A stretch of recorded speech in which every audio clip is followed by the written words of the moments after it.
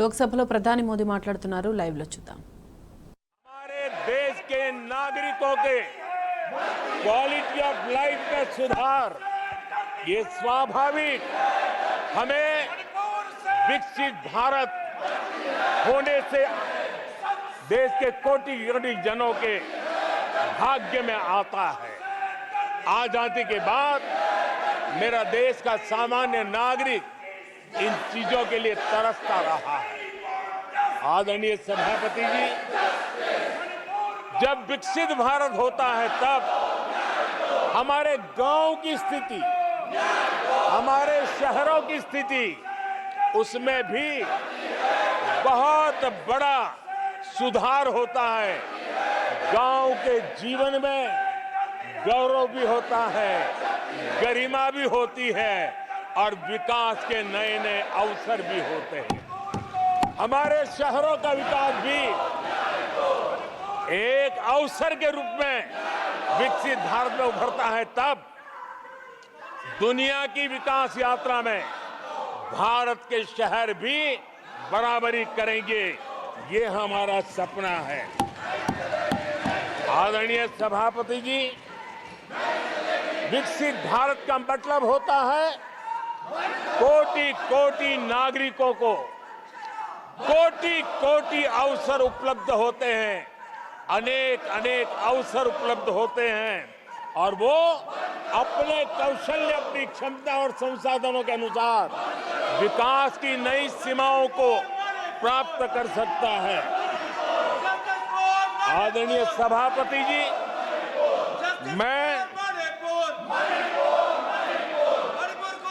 आदरणीय सभापति जी,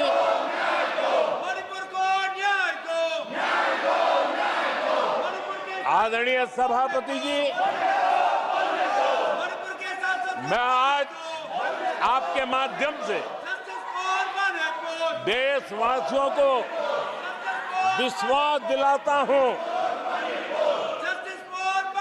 मैं देशवासियों को विश्वास दिलाता हूं कि विकसित भारत के जिस संकल्प को लेकर के हम चले हैं, उस संकल्प की पूर्ति के लिए हम भरसक प्रयास करेंगे, पूरी निष्ठा से करेंगे, पूरी ईमानदारी से करेंगे और हमारा समय का पल पल और हमारे शरीर का कण कण हम देशवासियों को विकसित भारत के सपने को पूरा करने के लगाएंगे। हमने देश की जनता को कहा था 24/7 फॉर 2047। आज मैं इस सदन में ही दोहराता हूं कि हम उस काम को अवश्य पूरा करेंगे। आदरणीय सभापति जी, 2014 के उन दिनों को याद कीजिए। उन 2014 के उन दिनों को याद करेंगे तो हमारे ध्यान में आएगा कि हमारे देश के लोगों ने उनका आत्मविश्वास खो चुका था, देश निराशा की गर्त में डूब चुका था। ऐसे समय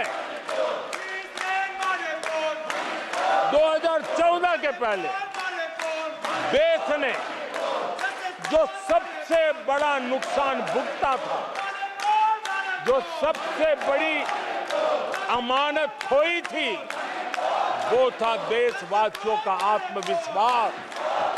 और जब विश्वास और आत्मविश्वास खो जाता है, तब उस व्यक्ति को, उस समाज को, देश को खड़ा होना मुश्किल हो जाता है। और उस समय सामान्य मानवी के मुंह से यही निकलता था कि वो इस देश का कुछ हो नहीं सकता।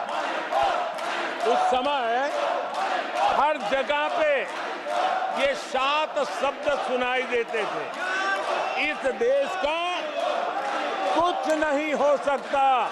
यही शब्द 2014 के पहले सुनाई देते थे। भारतीयों की हताशा के इन 7 शब्द एक प्रकार से पहचान बन गए थे। उस समय आए दिन अखबार खोलते थे तो घोटालों की खबरें ही पढ़ने को मिलती थी और सैकड़ों करोड़ के घोटाले, रोज नए घोटाले,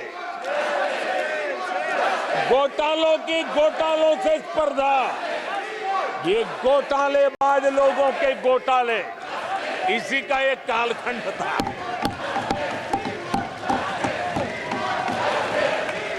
और बेशर्मी के साथ सार्वजनिक रूप से स्वीकार भी कर लिया जाता था कि दिल्ली से 1 रुपया निकलता है तो 15 पैसा पहुंचता है। 1 रुपये में 85 पैसे का घोटाला। इस घोटालों की दुनिया ने देश को निराशा की गर्त में डुबो दिया था। पॉलिसी पैरालिसिस था, फ्रेजाइल 5 में पहुंच चुके थे। भाई भतीजावाद इतना फैला हुआ था कि जिसके लिए सामान्य नौजवान तो आशा छोड़ चुका था कि अगर कोई सिफारिश करने वाला नहीं है तो जिंदगी अटक जाएगी। ये स्थिति पैदा हुई थी।